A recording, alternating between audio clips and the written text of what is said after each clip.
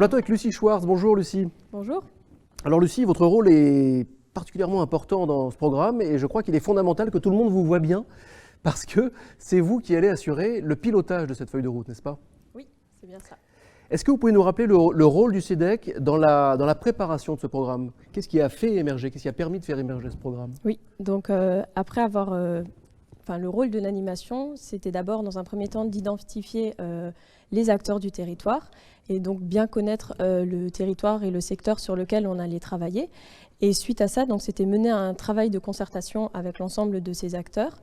Le CEDEC avait pour rôle de coordonner la démarche, mais ce programme a bien été co-construit et alimenté par les réflexions et les connaissances techniques des partenaires techniques, institutionnels et également des élus. Donc beaucoup d'écoute, beaucoup de concertation, beaucoup de dialogue avec toutes les parties prenantes. Ça a pris combien de temps, cette partie-là?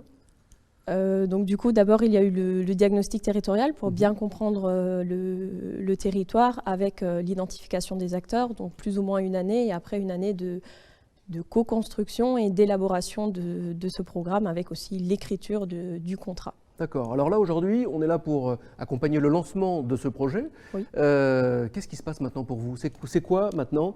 Finalement, ce n'est que le début, ce n'est que le lancement.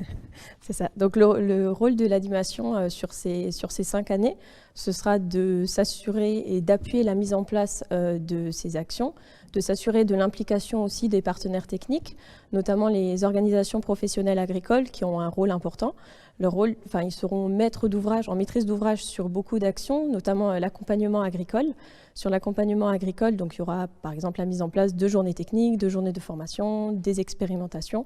On souhaite que cette zone soit vraiment une zone d'innovation et d'expérimentation privilégiée pour la mise en œuvre de nouvelles pratiques et d'évolution des pratiques pour essayer de diminuer au maximum le recours aux intrants.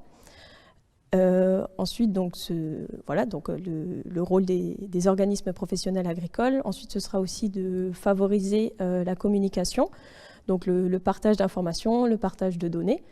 Parce que il y a beaucoup de choses qui sont faites, mais c'est important de pouvoir de montrer toutes ces actions et d'avoir ce partage d'expérience pour que les bonnes initiatives et les itinéraires, par exemple, innovants, servent aussi aux autres agriculteurs pour qu'on s'engage dans un effort collectif. Et enfin, ce sera le suivi et l'évaluation aussi de ces actions avec une programmation annuelle. En fait, tous les ans, on va faire un bilan de ce qui a été mis en place pour évaluer en fait la pertinence des actions et donc travailler à une programmation annuelle qui tient compte des attentes et des besoins du territoire. D'accord, pour éventuellement réajuster si besoin était en fonction des indicateurs, en fonction du monitoring. Le programme d'action, c'est vraiment un cadre général qui définit les grandes directions dans lesquelles on veut aller, avec cet objectif de reconquête de la qualité d'eau. Et après, chaque année, on pourra faire évoluer les actions qui sont mises en œuvre.